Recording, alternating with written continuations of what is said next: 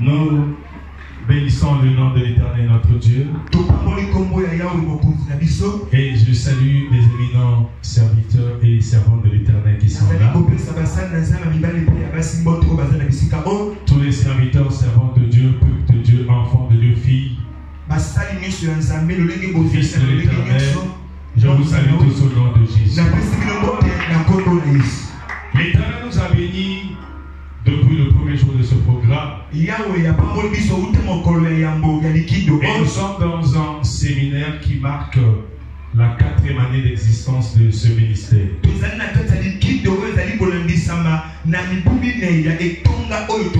Et c'est un témoignage parce que Dieu a commencé avec son serviteur. Il est en train de continuer avec lui la mission.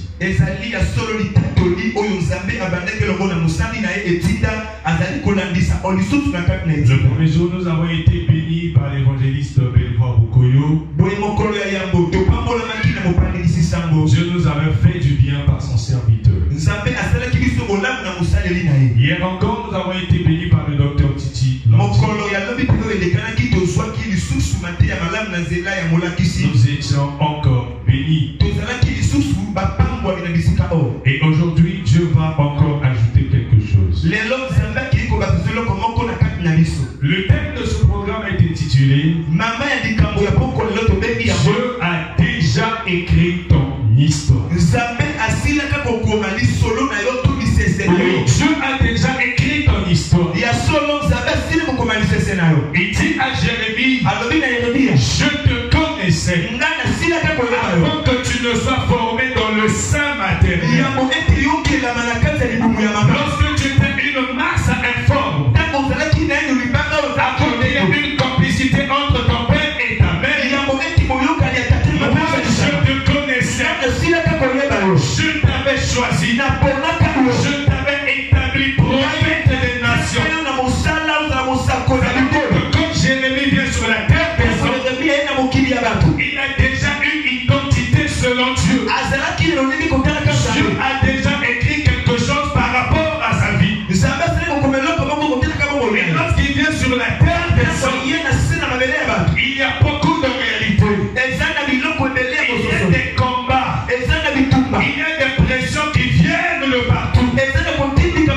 C'est ce qui fait que ce que Dieu a écrit sur ta vie peut ou ne pas se réaliser. Pourquoi il y a le docteur Titi nous a dit, lorsque Dieu dit quelque chose, lorsque Dieu programme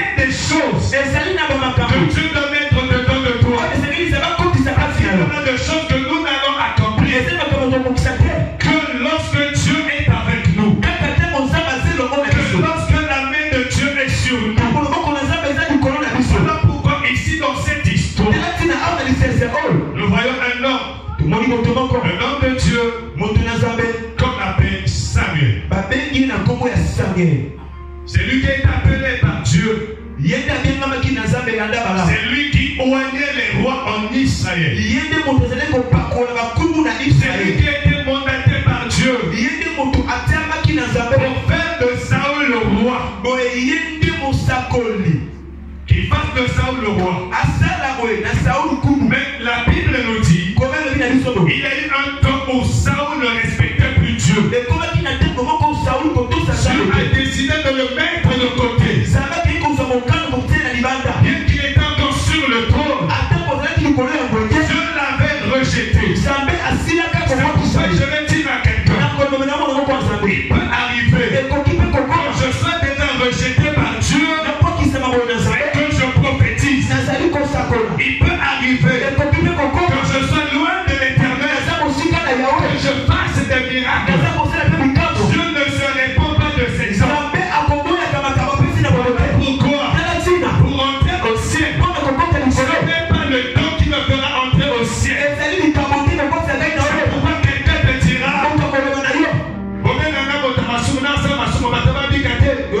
nous impressionnons les hommes de Dieu.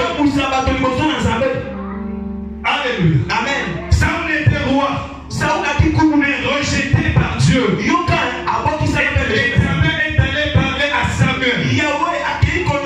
Il dit à Samuel, je t'envoie dans la maison d'un homme. Cet homme s'appelle Isaïe. Il est à Bethléem. Là-bas tu trouveras quelqu'un sur qui tu mettras l'huile. Et cet homme sera roi. Alléluia. Amen. Gloire à Jésus.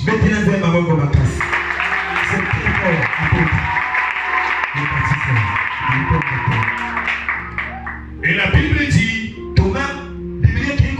Samuel parle à Dieu. Il dit, comment irais-je oindre quelqu'un pendant que Saül est roi? Il pourrait me tuer. Il pourrait me détruire. Dieu a dit, va faire ce que je t'ai demandé de faire. Il va dans la maison d'Isaïe. Lorsqu'il arrive chez Isaïe, il dit, Dieu m'a envoyé pour faire un sacrifice, pour mettre l'huile sur quelqu'un, pour donner l'onction, une capacité surnaturelle sur l'un de tes enfants. La Bible dit, il a présenté le premier fils. C'était un gaillard, un homme costaud. Il s'appelait Eliab. Lorsqu'il arrive devant l'homme de Dieu, Samuel le regarde. Il dit, sûrement c'est lui. Sûrement c'est lui. Dieu l'a regardé. Il tient son serviteur. Ce n'est pas lui. Pour les hommes, vous regardez à ce qui frappe aux yeux. Mais moi, Dieu, c'est le cœur que je vois. Alléluia. Cela dit, mets-le de côté. C'est pourquoi je vais dire à quelqu'un, on ne met pas l'huile sur quelqu'un. On ne donne pas à quelqu'un une responsabilité à l'église. Parce que c'est mon frère. Parce que c'est ma soeur. Parce que c'est ma maman. Ça peut être ton frère.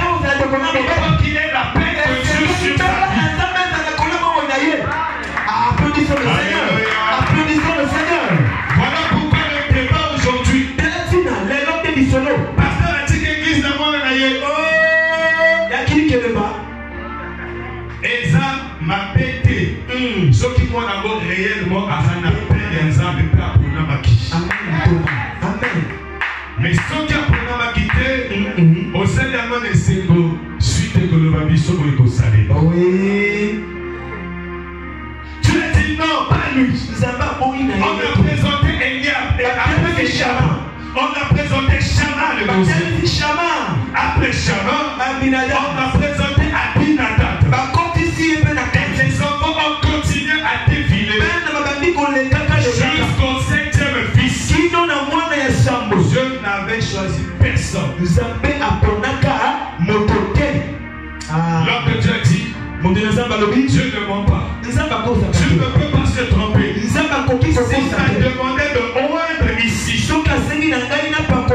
quelqu'un comme un roi, ça veut dire que cette personne-là existe. Je vais dire à quelqu'un, dans le plan de Dieu, c'était écrit qu'il y a quelqu'un parmi les enfants d'Israël qui va recevoir l'onction royale. Quand l'homme de Dieu arrive dans le plan de papa, il a présenté cet enfant et il a dit c'est fini. Oh Dieu, c'est que celui qui a choisi ne se trouve pas parmi les sept. Je vais dire à quelqu'un, peu importe les manœuvres des hommes, même si les hommes ne te reconnaissent pas, Dieu te connaît.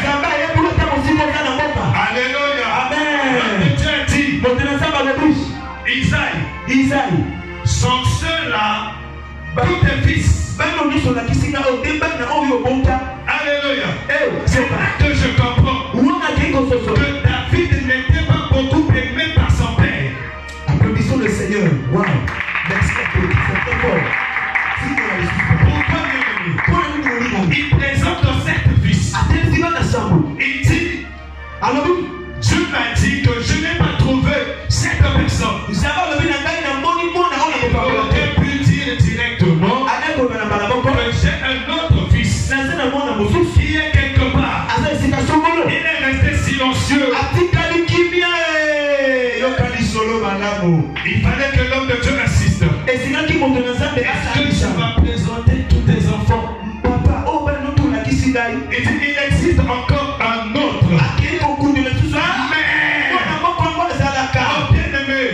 Lorsqu'on parle quelque chose, lorsqu'on parle de toi, après on ajoute mais. C'est-à-dire que ce qui vient, c'est le contraire de ce qui a précédé. Il est mon fils. Mais lui n'a pas de place ici, il est dans la forêt. Il est dans la brousse. Il est en train de garder les brebis. Que j'aime Dieu. Le monde ne peut t'oublier. Le monde ne peut oublier de te programmer. Mais si Dieu t'a programmé, il finira par accomplir ce que l'homme de Dieu a dit. Nous n'allons pas quitter ce lieu si ce dernier ne se présente pas. Oh, David avait 7 grands frères. Il était le dernier. Ça veut dire qu'il était le 8e fils. Hier, le docteur Titi nous a dit que lorsque un enfant naissait dans la Bible, c'était le 8e jour. Quand devait le circoncire, c'était le 8e jour. Quand devait lui donner le nom. Le chiffre 8, c'est le chiffre de l'alliance. 7 sont passés. Celui qui avait l'alliance avec Dieu était dans la forêt. Je vais dire à quelqu'un, peu importe là où tu te trouves, peu importe là où on peut te passer, peu importe la considération que les hommes peuvent te donner, c'est une considération qui n'a pas sa vraie valeur. Dieu finira par te localiser.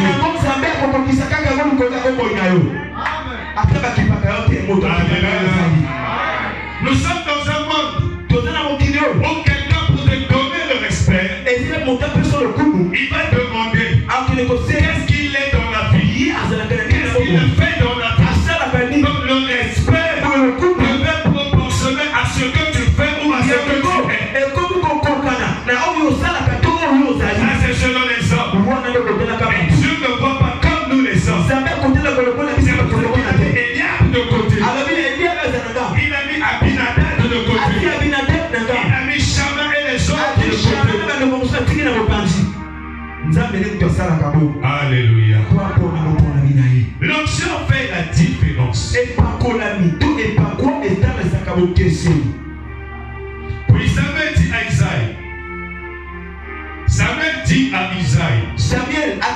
Isaïe. Son seul à tous tes fils. il répondit, il reste encore le plus jeune. Comme il dit le plus jeune, c'était pour préciser à l'homme de Dieu qu'il est trop jeune pour cette charge. Alléluia.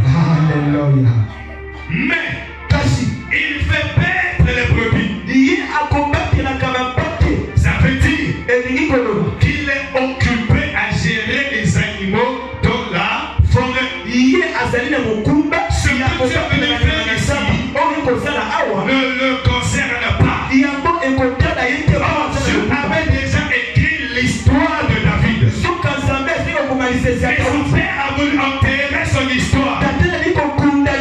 Je me dis à quelqu'un, ta vie se trouve entre les mains de Dieu.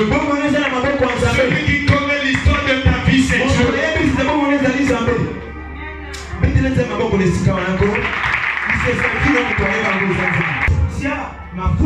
Parce que c'est lui que j'ai choisi. Alléluia. Samuel prit la corde d'huile. Donc quand tu verras le prophète Emmanuel, tu sais peut-être encore, ne te dis pas que c'est la magie.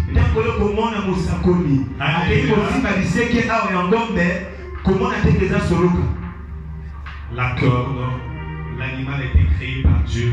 La corde a été fabriquée par l'homme. Ce pouvoir vient de Dieu. Au moins le cas c'est lui. Samuel prit la corde d'huile, éloigné au milieu de ses frères. L'esprit de l'Éternel saisit David. À partir de ce jour et dans la suite, Samuel se leva et s'en alla à Rama. La Bible dit, lorsqu'il a reçu l'huile sur sa tête, l'Esprit de Dieu l'a saisi. Depuis ce jour-là et dans la suite, depuis ce jour-là et chaque jour, comme nous lisons la Bible, nous comprenons que dans l'Ancien Testament, l'Esprit de Dieu n'habitait pas pleinement dans l'homme. L'Esprit de Dieu venait accomplir une mission.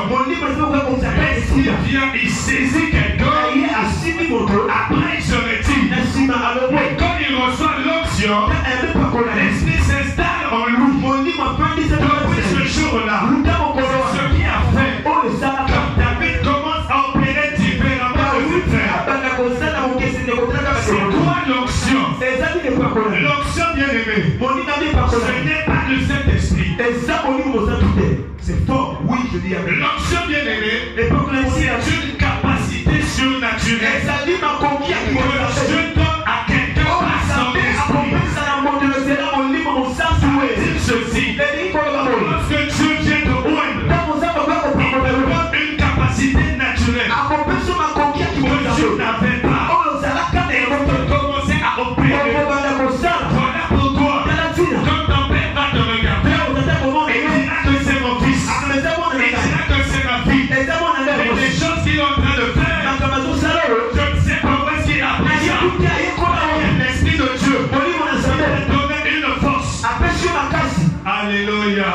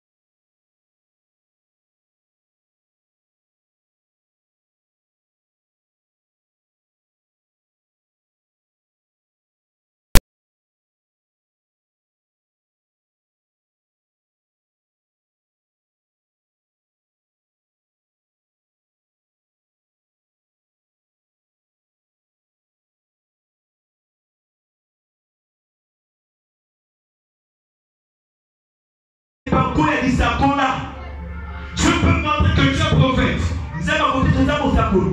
Mais il faut être hors. Et il y a l'onction royale.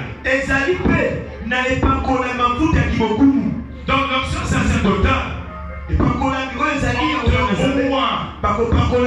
On met l'huile sur toi pour te consacrer pour que tu travailles comme sacrificateur.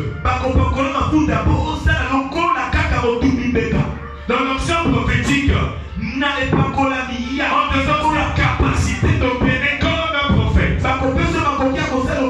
Et dans l'onction royale, on met l'huile sur toi pour que tu opères comme un roi. Mais laisse-moi te dire, il y a des gens dans la Bible qui avaient toutes ces choses, qui avaient l'onction sacerdotale, qui avaient l'onction royale, qui avaient l'onction prophétique. Je parle même de David. Parce que dans sa vie, il avait ces choses. Et je vais dire à quelqu'un ce soir, pourquoi toi tu te dis je ne suis pas prophète? Pourquoi tu dis je ne suis pas sacrificateur? Pourquoi tu dis je ne suis pas roi? Laisse-moi te dire, par la mort de Jésus-Christ, nous avons reçu une onction. L'onction royale. Mais il ne te donne pas le pouvoir de diriger un royaume. C'est une onction multidimensionnelle. C'est une onction qui peut agir dans tous les domaines de la vie. C'est un homme d'affaires. Tu es enfant de Dieu. Dieu te ouvre. Tu peux faire les affaires différemment des autres.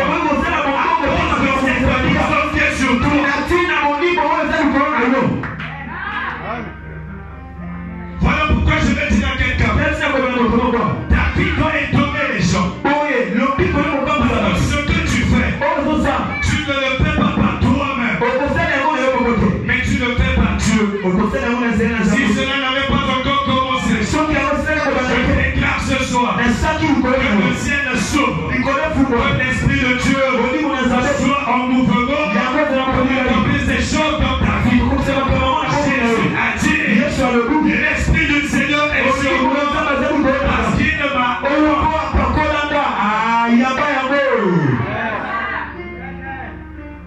m'a pour annoncer. Quand tu vas dire il m'a pour, ça veut dire une onction est donnée pour une cause. Je dis l'onction. Pourquoi Dieu viendra mettre lui sur ta vie? C'est pour que tu ne sois plus un homme ordinaire. C'est pour que tu ne sois plus une femme ordinaire.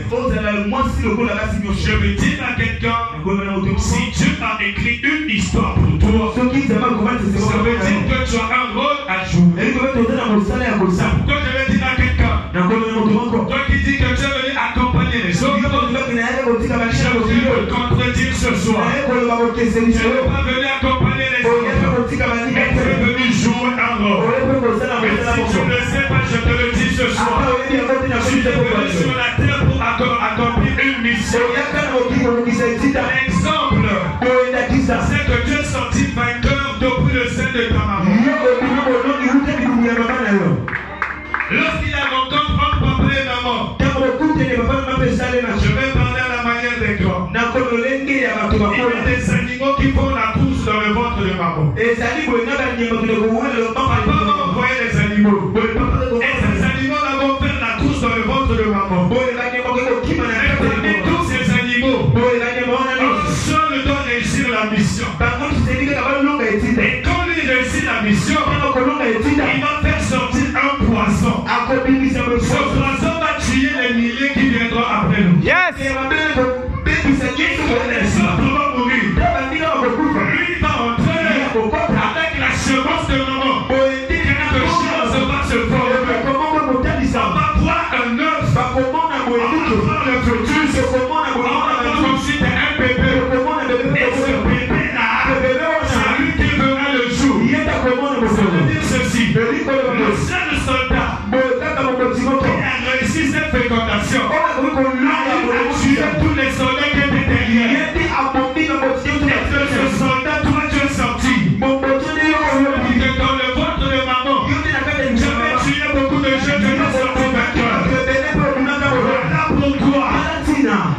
viens ici sur la terre, des humains, tu ne peux pas échouer. Oui, tu as rencontré des problèmes, tu as rencontré des combats. Ce n'est pas arrivé. La Bible me dit, Jérémie 1:19, ils te feront la guerre, mais ne te vaincront jamais. À la guerre, il y aura les combats, il y aura les tribulations. Parce que tu es comme de l'or. Si on te donne l'or, un état brut, tu peux le jeter. Alléluia. Si on te donne de l'or à l'état brut, tu ramasses l'or dans la rue. Si tu n'es pas un connaisseur, tu vas le jeter. Alléluia. Mais ceux qui creusent l'or, lorsqu'ils prennent l'or avec sa saleté, ils ne vont pas se faire passer l'or par le feu. L'or va recevoir le feu. L'or va recevoir la chaleur. Pendant que tu es en train de pleurer, tu ne sais pas que tu es de l'or. Ce feu-là, en fait, est en train de te donner une forme. Pendant que l'or est en train de pleurer, il ne sait pas qu'on est en train de me purifier. Pendant que tu traverses tous ces combats, tu ne sais pas que Dieu est en train de te préparer à quelque chose. Alléluia. Amen. David était dans la forêt. Il souffrait avec les animaux. Il va commencer par cette opération. Il va d'abord le qualifier. Je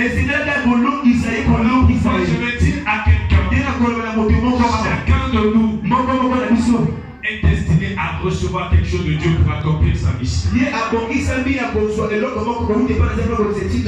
appelé dans le service, tu recevras l'onction par rapport à ça. Voilà pourquoi ce soir, nous allons prier pour les serviteurs de Dieu.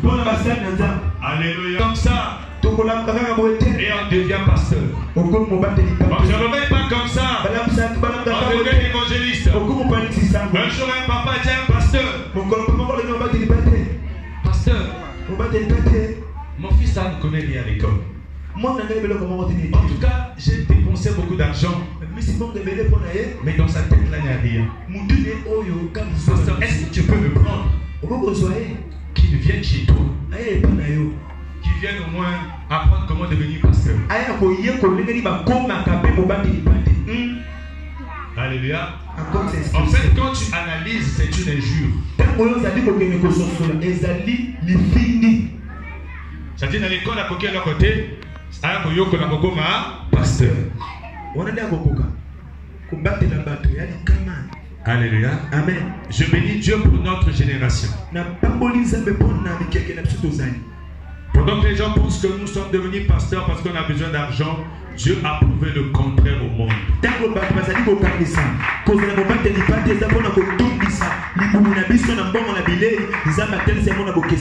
Au milieu des pasteurs, nous avons des intellectuels puissants.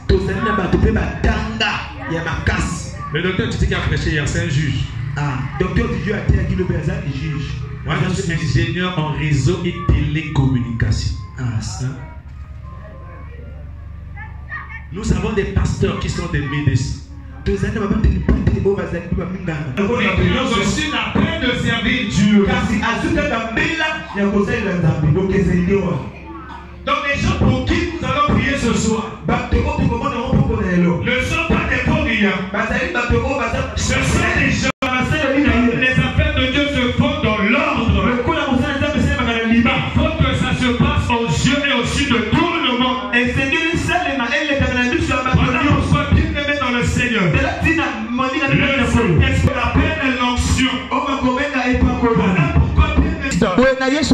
nous avons une onction qui nous donne deux positions. Dans chapitre 5, le verset 10.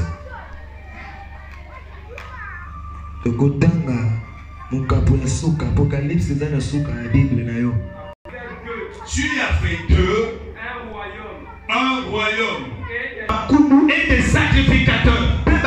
Ça veut dire ils ont l'onction royale. Ils ont l'onction de la sacrificature.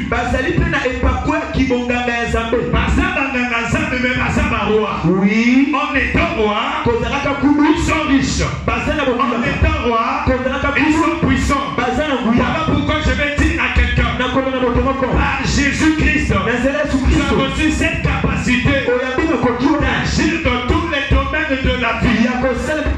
Voilà pourquoi dans les études, il faut que tu avances. Voilà pourquoi dans les affaires, il faut que tu avances. Voilà pourquoi dans la recherche, il faut que tu avances. L'Esprit t'a donné une capacité surnaturelle d'opérer, d'agir, pour que tu accomplisses bien la mission que tu as sur terre. Et ceux qui sont ici, nous allons donc les oindre. Nous allons mettre l'huile sur eux comme des sacrificateurs qui opèrent dans toutes les dimensions. Maintenant, à celui qui est appelé pour une mission spécifique, une onction de la sacrificature,